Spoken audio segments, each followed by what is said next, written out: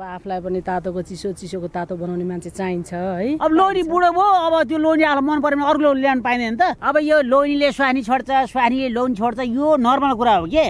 अब मैले यसो विचार गर्छु फेरि अहिलेको जेनेरेसनमा हो रहेछ पनि। पहिला त मैले हजुरलाई अलिअलि आँखा पनि लाएको कलेज पढ्दै गर्दाखेरि, तर हजुरले वास्ता पनि गर्नु भएन नि त्यतिखेर।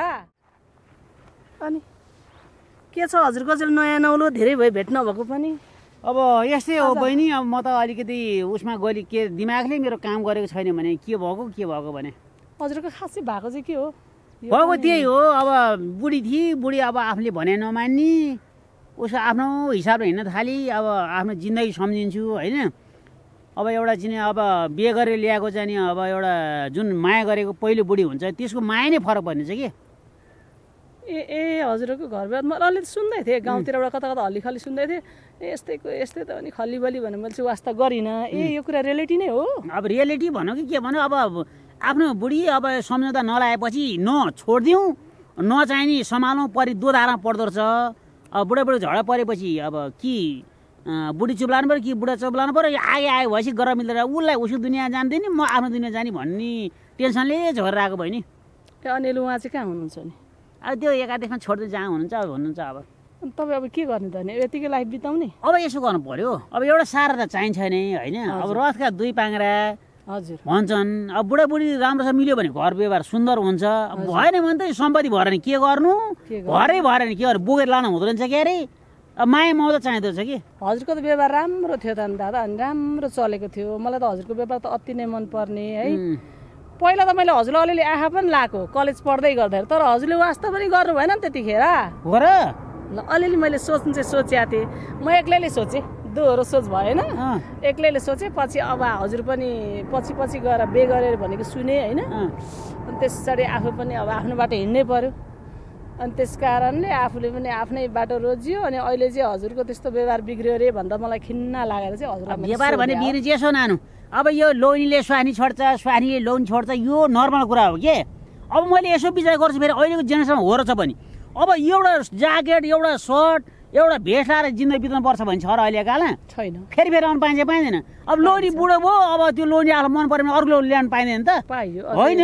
अनि स्वानीले पनि लोनी बुढो भयो भनेर अरू लोन ल्याउनु पायो, लोनी पनि यो बुढी अब भएन अरू ल्याउँछु भन्नु त पाउनु पर्ने हो नि त। एक हिसाबले अहिले समयअनुसार ठिक हो। अब कसैको बुढाले बुढी छोडे पनि मतलब भएन, बुढीले बुढी छोडे मतलब भएन कि। अहिलेको जेनेरेसन त्यो रहेछ। मैले यसो विचार गरेँ, अब एउटा केही न केही त विकल्प गर्नै परेछ बहिनी। तर अब यस्तो हो दाजु, अब हजुरलाई भन्नै पर्दा म गाउँले बहिनीको नाताले अब हजुरले घर व्यवहार सोच्नुपर्छ, यतिकै बसेर हुँदैन होइन। अब आफूलाई पनि तातोको चिसोको तातो बनाउने मान्छे चाहिन्छ है। अब सोच्नुपर्छ। अब खोइ अब हजुरलाई के भन्नु अरू त। अब यसो पहिला बिहा गरे बुढीको माया म त बढी हुन्छ हेर्नु है। अब म चाहिँ अब दोस्रो बिहा गर्ने पक्षमा छैन। अब यही जिन्दगीमा यी कलाकारमा रमाउँछु, हिँड्छु, खेल्छु, खान्छु, यही नै जिन्दगी रमाइलो हो नि। बरु स्वानीले आज यस्तो, लोनीले आज यस्तो भन्ने अब दुवैले बुझ्नेले बुझेका छँदैछन्।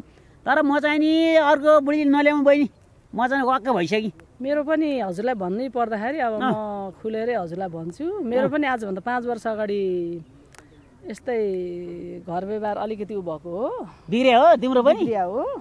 अनि त्यही भएर मैले हजुरलाई कुरा राख्न खोजिया चाहिँ हो।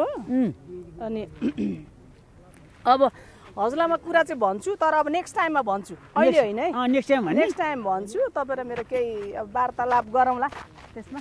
हस्, म अर्कोचोटि हजुरलाई भेट्छु है, फेरिपल्ट भेट्छु ल। अहिले बाई बाई। मेरो बाल लुस्ने साला को बुढो साला के अरे साला रे कहाँ परेछ भन्दा त पलारको उठान्छ भने साला त्यसलाई मलाई कुट्ने तैँले कोकाटो लिएर बसेँ कि त कहाँ जान्छु भनेर गएको आखी भन्छ मलाई कुट्ने। हात मात्रै नरम होइन, मेरो सबै चिज नरम छ, बुझ्यौ नि। मैले छामे छैन खै नरमल त कसरी चेक गर्दा कतिवटा केटीले प्रपोज गर्न गए, कहिले खोडा हान्छु भन्छ, कहिले खुकुरी हान्छु भन्छ, कहिले के भन्छ सुन ल मिठाई खाऊ न त तिमी। यस्तो मिठो के यस्तो लिएर आएको थियो तेरि यत्रो एक हप्ता नभेटेको, एक हप्ता 15 दिन भयो होला है। 15 दिन नभेटेको भयो रे। 15 दिन भयो नि त। तिमीलाई दिनकै भेट्दा पनि तिमीलाई जहिले पनि नभेटेको, 1-2 दिन नभेट्दा पनि तिमीलाई 10 दिन जस्तो लाग्ने होइन। एक हप्ता नभेट्दाखेरि 1 वर्ष नभेटे जस्तो लाग्ने। यस्तो भयो नि त। अब अलिकति अनि के भएको छ तिमीलाई आजभोलि भन त। मलाई त के लाग्छ अब तिमी यति राम्री छौ है, अब म त अलिकति बुढो पनि भएँ है।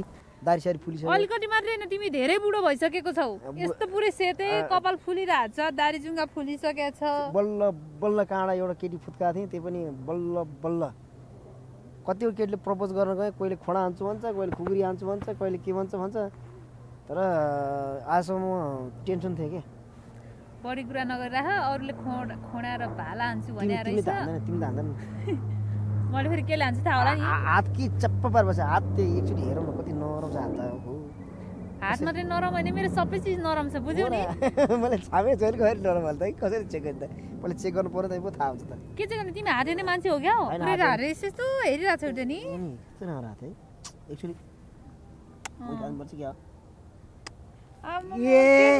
तँलाई मैले पाल्दा काममा जा भनेर पठाएको त त्यो को केटा हो त्यो को केटा हो तँलाई मलाई कुट्ने तैँले को केटा लिएर बस्यो क्या त कहाँ जान्छु भनेर गएको आखी भन्छ मलाई कुट्ने मलाई कुट्ने हो तँलाई नकुटेर कसलाई कुट्छ त को केटा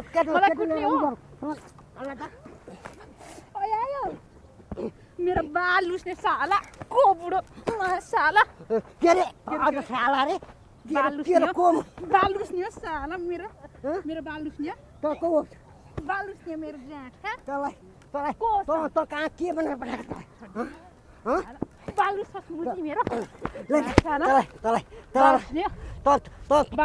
कहाँ भनेर पठाएको मैले त पलारको उठान जा भनेर साला भन्छ यस्तै हानिनु जाँठालाई त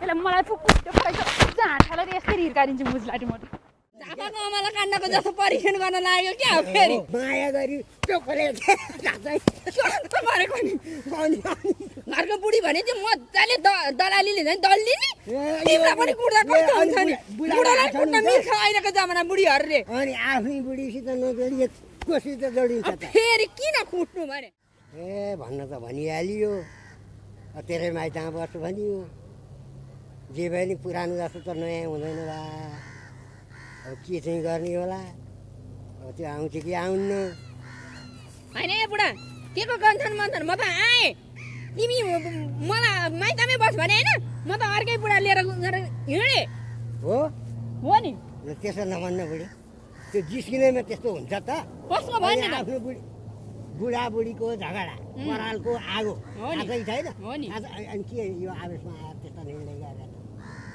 अनि आगो चाहिँ के भन्छ पनि जल्दै मर्दै गर्ने भन्यो र वरिपर हिँड बुढो के नजिकै जोडिन आएको नि पर्पन हिँड न अनि आफ्नै बुढीसित नजोडिए कोसित जोडिन्छ त फेरि किन कुट्नु भने मलाई त आएको छु त्यहाँ माथि कुटी खानु यो खानु कुटै यो त मायाले कुटेको हो त तिमीलाई पनि कुट्दा कस्तो हुन्छ नि बुढालाई कुट्न मिल्छ अहिलेको जमाना बुढीहरूले किन 51% भयो भनेर 100मा 75% महिलाको नै हक लाग्छ सुनिराख त्यसो भने भन्दैमा हुँदैन हो नि जहाँ जे जसो भए पनि अब आवेशमा बुढीले नि बोल्छे मैले नि बोलेको छु होइन अब आफ्नो घरमा राम्रोसित चलाएर बस्नुपर्छ त्यो अर्थ जसभावी निर्णय गर्ने होइन क्या थाहा छैन अब फेरि कुट्न चाहिँ कति कुट्यो नि त्यो बिस्तारै माया गरे जस्तो अनि थङ्ठिलो पार्ने ल त्यो त माया गरी चोकले मारेको नि बुढालाई बुढीले यसरी कुट्छ भयो बुढो भयो बिन्ती बुढो कति कुट्या थङ्ठिलो भइसकेँ म यो पछिको रिस पनि पठाउँ ए अघि पछिको रिस पनि यहाँ मिडियामा आएर पठाउँ भन्न खोजे अनि आफ्नो बुढीलाई के त्यो त्यसो पनि भन्ने हो ल बुढी अब के गरौँ भने त्यहाँ बाख्रा बस्तुहरू पनि कराइसके है घाँस काटेर लिएर आऊ म चाहिँ यसो सार घुमेर आउँछु तिमी चाहिँ खालि गाउँ डुल्ने घरको बुढी भने चाहिँ मजाले दलालीले झन् दल्लिने अनि बुढी भएपछि अनि बुढीको काम गर्नु पर्यो नि त काम त गर्ने बुढाले पनि त सघाउन पर्यो नि त अनि आज मेरो त्यहाँ एकजना मान्छे भेट्न डेटिङ जाने डेटिङ होइन क्या मान्छे भेट्न जानुपर्ने छ कहाँको मान्छे भेट्न डेटिङ जाने भन न केटीसँग अब आफ्नै बुढीलाई घरको बुढी हुँदा हुँदै अर्कोसँग डेटिङ जाने अनि आफ्नो बुढीलाई खुसी पारेर जानु मिलिहाल्छ मिल्छ गाला चड्काउँछु नि म तिम्रो बुढाको खैरात राख्दिन नि होस गर नि बुढाको हात छैन तिम्रो बुढाको त बुढो भइसक्यो हात पनि पाँच हाम्रो यी तरुणीको हात दहीमा जामेको हात भने त ल त्यसो भए फेरि परीक्षण गरिहेरौँ है त कस्तो परीक्षण भने चाहिँ के झापाको अमला काण्डको जस्तो परीक्षण गर्न लाग्यो क्या फेरि हो अनि आफ्नो बुढीलाई के जुन बेला नि हुन्छ नि हुँदैन कस्तो कुरा म त दिन्छु नि फेरि गालामा जुन बेला नि हुन्छ नि आफ्नो बुढीलाई